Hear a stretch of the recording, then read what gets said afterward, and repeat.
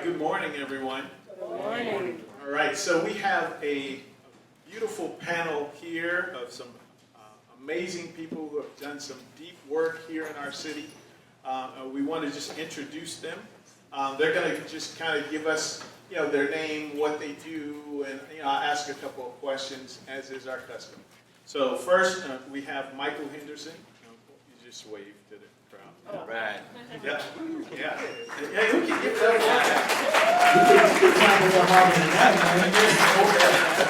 one. And then we have Heidi. All right. Elise Edwards. All right. And Talei. Talei Thompson. Talei Thompson. All right. All right. So I'm going to ask them a couple of questions. You guys ready? Yes. All right. And then if time permits, we'll have you all ask some questions too. So just kind of be thinking about some of the things you want to say. And so for those of you all who just walked in, my name's Tony Daniels. I'm the Associate Director of Volunteer and Church Engagement here at Breakthrough, and I'm also the Block Club Captain for the Adams Block Club 5500 in the Austin community. So it is my privilege to be able to sit down and ask these beautiful people a couple of questions. But first, we're just going to introduce ourselves. So, Michael, can you just give us an idea of your years in your role? If you could tell us what block or neighborhood you do your work in, and then how do you show up as a faithful presence in that space? Good question. Again, I'm Michael Henderson. I am the director of the Chicago Peace Fellows. All right. I've been, there you go, one more time. I've been in that director role for 2 years. I've been involved in community work, I would say about 15 to 20 years. I know I look like a millennial, but I'm old. And how do I show up in that faithful presence? I really would look at it through the lens of, this has been my word all year, which is intentionality, right? Really having some training around this ABC kind of thinking, really looking at my neighborhood through the lens of assets and not deficits, and being able to be intentional about looking at what others do not see, and not putting my neighborhood or the situations of my neighborhood through the lens of a single story that can have a possible danger towards how others look on the outside. So, and I can keep going on, but I'll stop right there. Thank you. All right. Heidi, would you be able to share as well? Good morning, everyone. I'm honored to be on this panel, especially since at least 2 of the panelists, we've done a lot of work together collectively, so you may kind of hear the same messaging from all 3 of us, and I'm just meeting you today. But so we are all committed to being a light in our community. I think that's the important thing, the faithful presence part, and the way that we do that may be slightly different, but it's what unifies us. So for me, I live in West Garfield Park, been there for 21 years now, and it's a joy and an honor to live on the 4400 block of Gladys, and that is where my faithful presence is and has been. I also work for Chicago Public Schools as a community school program coordinator. I think I'm going to talk a little bit more about that later, so I won't talk about that now. But my work and my faithful presence are very much intertwined. And I think that's a big part of why I'm passionate about what I do, because really it all centers on giving glory to God. And so wherever I am, whether that's in the public school or in my neighborhood, that's my goal, is to just love people and be a faithful witness for Christ. Awesome. All right, everybody. My name is Elise Edwards. I'm the 11th Police District Council in the 11th District, where you currently are. I do want to slide that I'm also a block club president for the 10 and 1100 blocks of North Harding, which is in West Humboldt Park. So for a district councilor, I've been in that role for 2 years. For a block club president, it's been about 7 years. I'm faithful clearly on my block, still the block club president, doing a lot. but there's a lot in the community, especially as I got elected in this role as district council. Various spots within Garfield Park, West Humboldt Park, a little bit of Austin, and I'm working on North Lawndale. So yes, and I have many partners. I see them all here today. Breakthrough. I'm shouting them out because they were the first and foremost. I wasn't even in their area, but they say, I cannot stand to see this girl just doing this work out here by herself. Let me come alongside and help her. So shout out to Breakthrough, and we're still partnering up to this day. So thank you. Awesome. Thank you all for having me. It is indeed a pleasure to see our community. It's a pleasure to see our community coming together as it is. Born and raised on this soil I call holy ground. And I can call it holy ground when I had a 16-year-old cousin whose brains were blown out on 16th, on 15th and Key. When I had best friends whose brains were blown out 4,300 block of Gladys. And so I can look back over the years when it was really rough in the 1990s and say that this is holy ground that we are sitting on. My name is Talei Thompson, and I am the founder of the Westside Block Club Association. My presence here on the West Side is from Ogden to Bloomingdale, from Austin to Ashland, where the projects ended in a community they call the West Loop, but is the West Side of Chicago. And that's my presence, and it is indeed a pleasure and an honor to be in front of each and every one of you today. Awesome. Thank you. All right. Well, we'll start with you, Michael, since you have a microphone. All right, so can you tell us briefly, maybe within 2 minutes, how your organization, or how you organize people rather, for peace and seeking the well-being of your community or Chicago proper? Yeah, so we have a unique opportunity to gather leaders together across many parts of our city and many neighborhoods. And so what Chicago Peace Fellows do is we believe in the street view, right? That you don't always get your answers through the satellite lens, but the best experts are those who are actually in the community. Yeah. So we have the opportunity to gather those experts together and go through a leadership program and introduce new language and give them the opportunity. I believe the word came up earlier, which is to collaborate in a free space where they could then begin to connect each other through their own experiences and then begin to come up with not just a solution, but solutions that can be applied in different areas. Thank you. All right. Yes, so I'll piggyback off the collaboration piece. Different ways that I'm involved in collaborating. First of all is our block club. I didn't mention it in my introduction, but I am a part of a block club and a multi-block club that Talei leads. So, there's a lot of collaboration that happens there, and it's a beautiful thing when you see people come together. And, I was living on that block for a long time, and we didn't have a block club. And so Talei was really instrumental in getting us active as a block. And it's exciting to see, just the changes that have happened and the togetherness that exists now. But I also, part of my collaboration piece also is getting people involved in the public school system and helping people to get a heart for the public school system. I believe that as believers, that is one of the greatest places we can be a light. A lot of people run away from the public schools, and I believe that we should be running into them because that is the hub of our community, and that is where our neighbors are. And so part of my collaboration piece is really just trying to get resources into the hands of teachers and people who are working in the public schools in order for them to feel equipped to be a light there. Okay. Sign up at the table. So collaboration for me, I honestly will work with anyone who is willing to roll their sleeves up and get to work.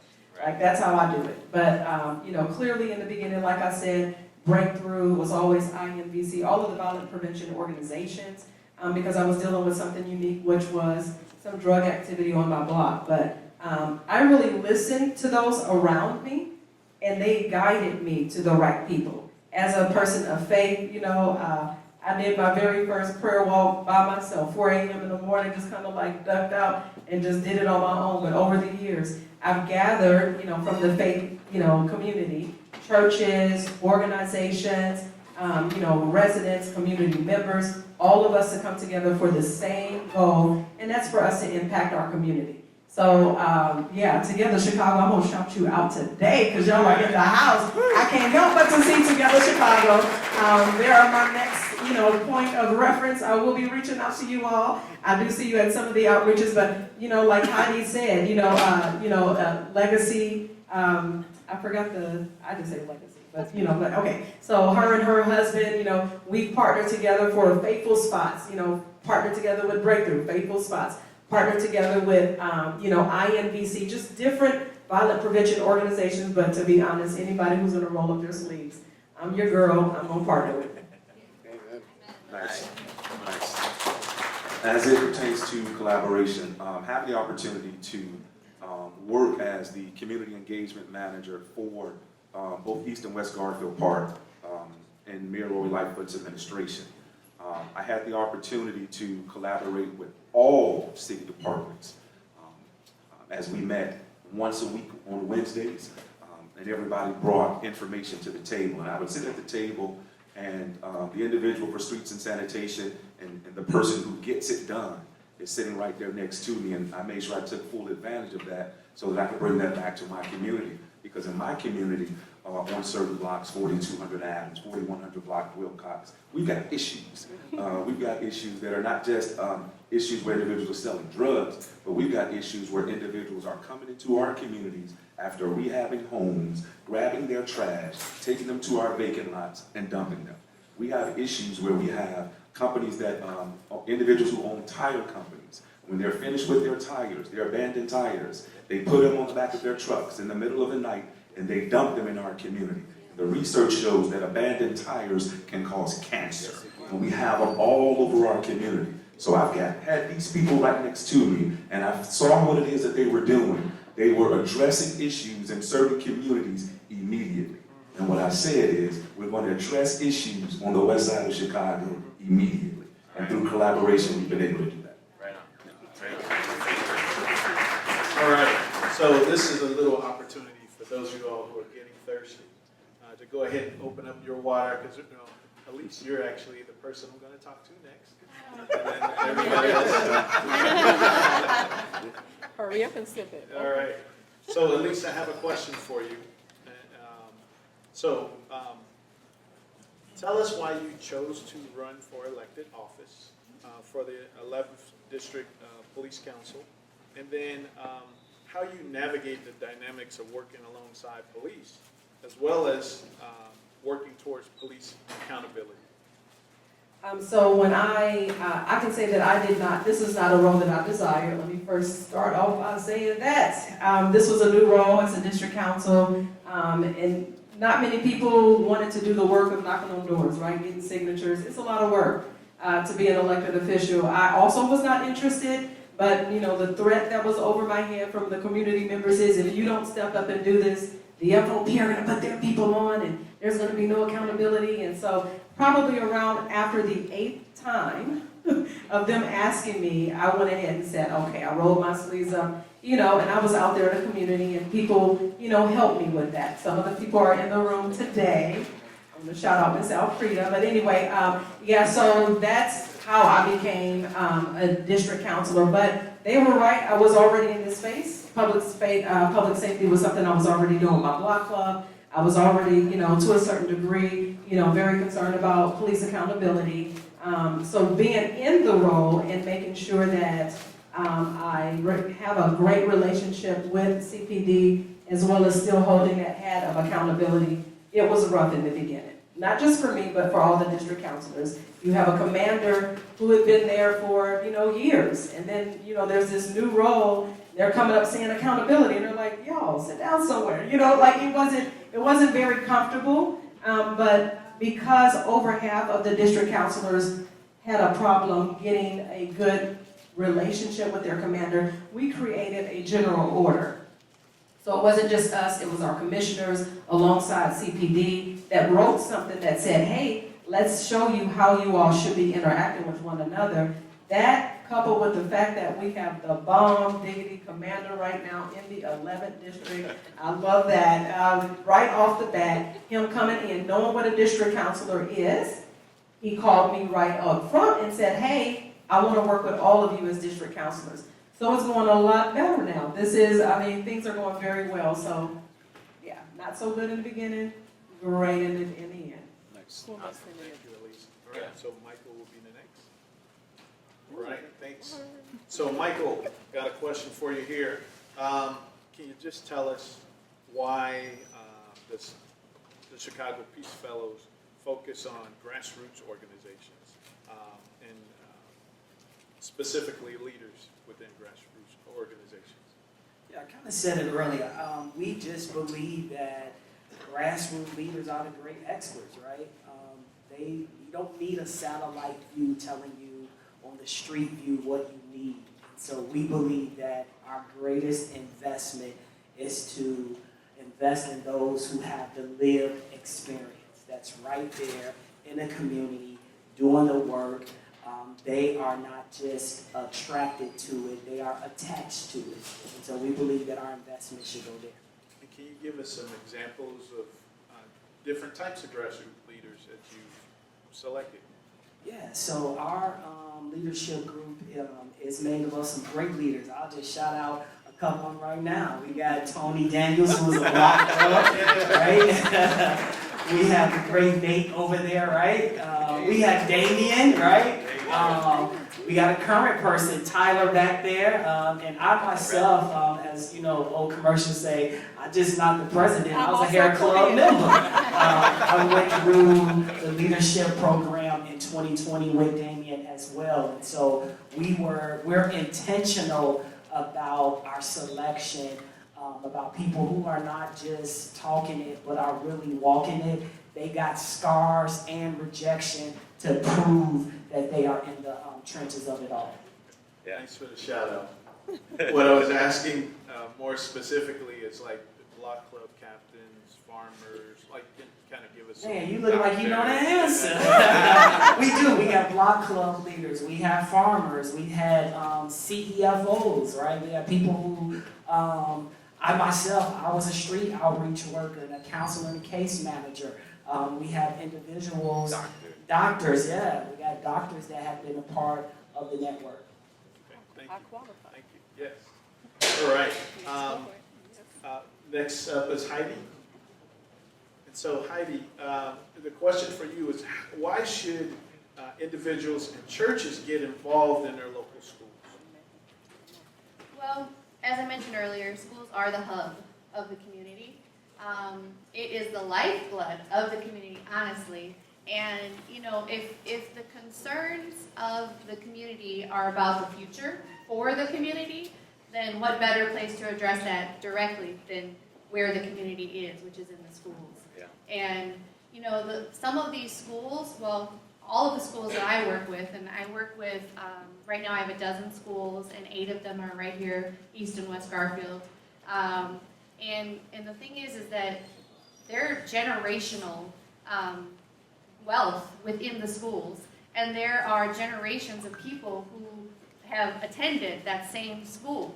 So if you ask a student, why do you go to X, Y, or Z high school, they'll say, well, my mom went here, my auntie went here, my grandma went here, and that is just something really special because you don't see that in a lot of institutions outside of the church, really.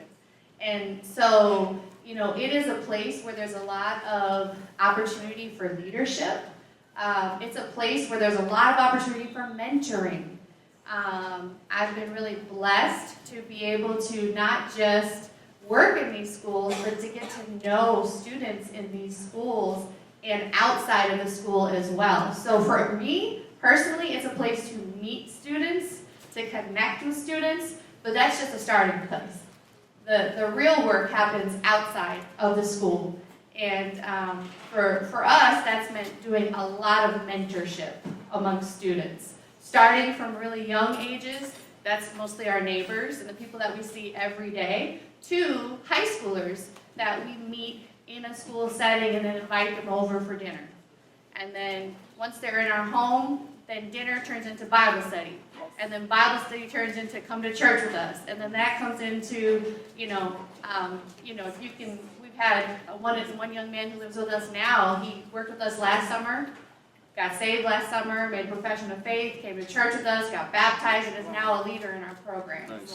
So, that's the type of cycle that all started when he was in 3rd grade attending the public school that I worked at. Amen.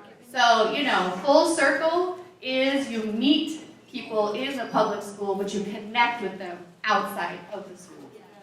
So, Awesome. Thank you. All right. Commissioner Thompson. Yes. All right, so I got a question for you. All right, so my question would be, what role does block clubs and multi-block club or associations play in creating safe and strong communities? That's an easy question because it goes back to our parents and our grandparents and our great-grandparents who migrated here from the South, and what it is that they did when we were younger. They sat at the front window in their chair and looked out of their windows at activity that was taking place, activity that maybe should not have been taking place. But now as block club members, we find ourselves doing the exact same thing, looking out of our windows at activity that should not be taking place. And because we are an organization, we can communicate with each other what one person saw who's retired, she saw it happening during the day, and then we see it happening at night, and collectively we can come together to address the issues that we are looking at outside of our windows. Thank you. One other question for you. So, how does your group organize and support other community leaders? It's another good question. We seek those out, seek those individuals out, and I try to do the best I can the answer is we seek those individuals out. And then I try to do the best I can to not just delegate assignments, but delegate power.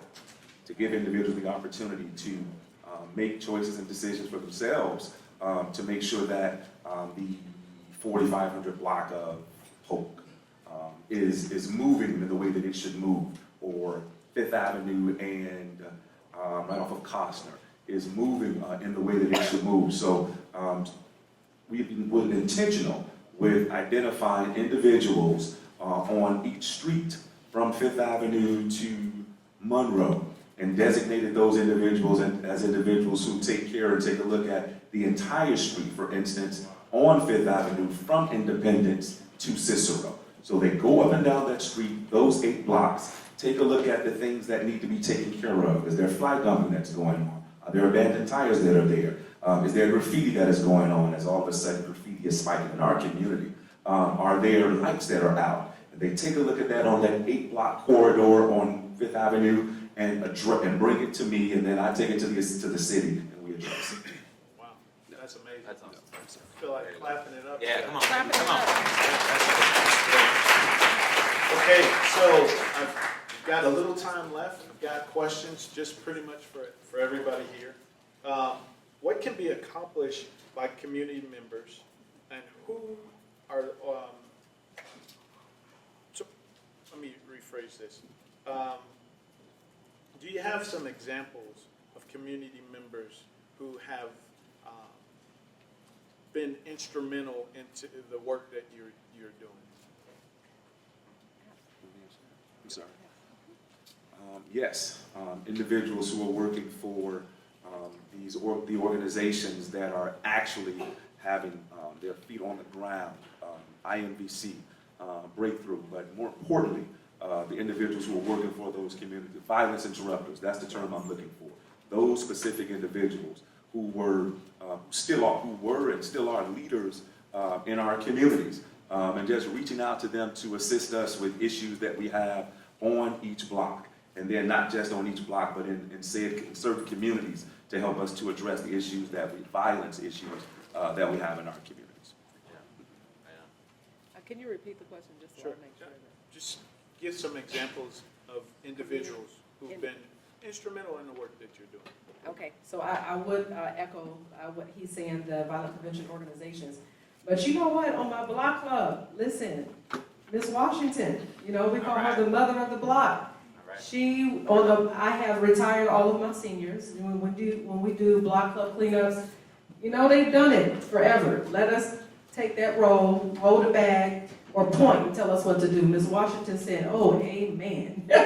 She's also a believer, so she'll say, you missed a leaf. Right there. Elise, come back here. Right there is a leaf. There's a rock right here. So Ms. Washington doesn't forget or let anything slide. She wants everything clean, pristine in our community. And then we also have Ms. Polk.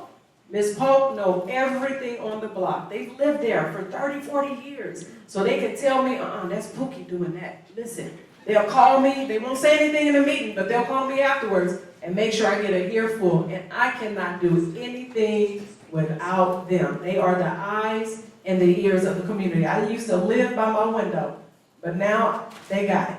They got it. For me, I'll answer this in two different ways. One is the principals in the schools. They are really advocates because they love their students. They love their families. And for me, it's an honor to work with them. And so I have a real open communication with them. And I feel like anytime there's an incident in the neighborhood or whatever, it's either them communicating with me or me communicating with them. And so they have been really key partners for me in the work. But I also, on a more personal level, would just shout out the reason that we didn't have a block club for a really long time was because the people who had lived there a really long time were tired. And they had been doing the work. Yeah. And they were like, I can't do it anymore. I'm done. And so there was a big gap where nobody wanted to take up the reins. And so we had someone move on to our block that was really instrumental in getting things started. She had come from an area where there was a very active block club. And she came, she said, there's no block club here. And I said, well, not really. I mean, we talk, but there's not really a purpose or an intention behind it. And she said, well, can we start one? And I was like, do you want to be the president? I said, I'll help you if you'll lead it. And sure enough, that's what got us started. So sometimes, just having new people and who are initiators and willing to take things on makes a big difference. Yeah, from an organization point, I think Damon kind of shouted us out a little bit. He started a project through 2020, and that project is still living, right, Dee? So so real quick, the individuals who go through our organization have an opportunity at some point in the leadership to develop a community project that they cross-collaborate with others. And so that project can stay alive based upon that continuous collaboration. And so another example of that would be a 2020 individual, Anna Maria, started what we call the Peace Flowers, where they give flowers to mothers who have been victims of gun violence. And then in 23, Pastor Rashana connected with Anna Maria. And so since 2020, we have been providing flowers to organizations for mothers who have been victims of gun violence. So if you are a mother or if you know an organization, make sure you connect. And if any way we can provide some flowers to them, that is what we do. And they kept that alive, right? They made a conscious and intentional decision that this project will not die. And the Golden Institute and Chicago Peace Fellows say, we're going to keep sprinkling water as long as you keep bringing the soil to this place. So that is an example of what we do as a community. Yeah, that's awesome. I want to go back to that point. Individuals who our organization reached out to, want to be very specific with this and make sure that we address this. So our organization wanted to take a look at the data. How many murders actually took place in the 4 to 5 Westside communities, summer of 2023? This is the conversation we were having this time last year, spring 2024. And we saw the number, it was 82, 84 murders in all 4 or 5 Westside communities collectively. We wanted to do something about that. So we decided that we wanted to figure out how to come up with a truce among street organizations on the west side. You may know them as gangs. These organizations, they started out as street organizations, no different than the Black Panther Party when they were formed in the 1950s and the 1960s, as my uncle was a member of the Egyptian Cobras during that time. So we reached out to the individuals of influence. I think that is the proper term to use, as we agreed on. Individuals of influence for most of the street organizations on the west side of Chicago. Reached out to them individually, had lunch with each one of them, let them know what we wanted to accomplish. We wanted to reduce murders, all 5 West Side communities, from the start of the summer to the end of the summer. And then we got everybody in the room, all of those individuals, as many as we could, at INBC on Madison and Costner. And at the end of the day, after everyone had the opportunity to express themselves and to discuss things, we left out of that room with the truce for the entire summer of 2024. And as a result, from the date that we had a March for Peace in April until Labor Day, murders and shootings were down 40+% in all West Side communities last summer. Not as a result just of that, but that was part of the reason murders and shootings were down. Everybody in this room, everybody in our community helped to make that happen. That's right, yeah. Right on. That is a great segue into our last question. We've got about 3 minutes here, and so I would like each of you, just as quick as possible, to tell us why should our audience be involved in the work that you do, or something similar, and then how should they get started? Real quick. You said 3 minutes. Okay, so, well, number one, if you are a believer, I mean, we're commissioned to go out there. That's just number one. Number two, how to get started. Someone asked me, how did you get started? I looked what was right in front of me. That's what I did. It was my block club. The next thing that was right in front of me, I became a faith-based community organizer. It was the things around me. It is important as a believer that we're out there differently than when other people are out there, but at the same capacity. We do need to start. How do you start? What's right before you? Just be sensitive to that. Yeah, I would just piggyback off of that, because the best place to start, is right where you live. Just the people that are immediately around you.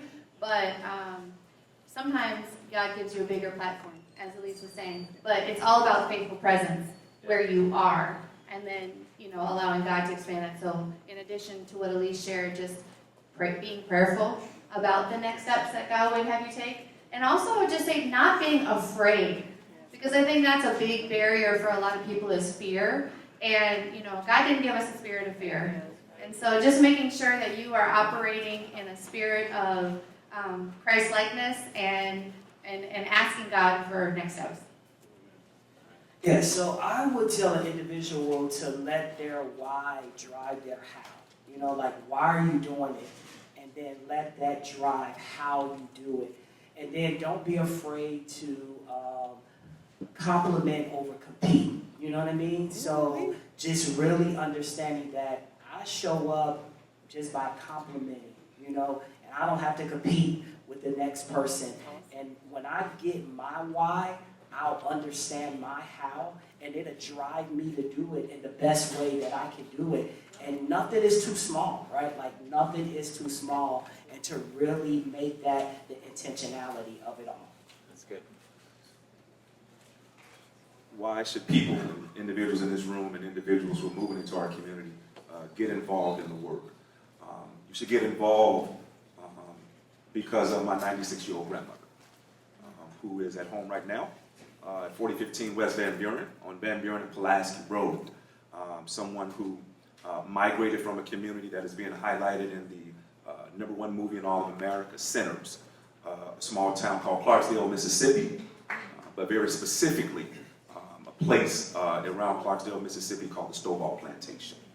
So my grandmother and her mother and all of her siblings, my great-grandmother and all of her siblings, migrated from that community down in Clarksdale, Mississippi. And since my grandmother has been on Van Buren and Pulaski, all she has seen is devastation. All she has seen is gang violence. All she has seen are gang wars between black gangsters and four corner hustlers. That's all my grandmother has seen on Van Buren and Pulaski. But we should move forward with this work so that we can put a smile on my grandmother's face before she leaves this earth. Thank you so much. And let's give it up for our panel.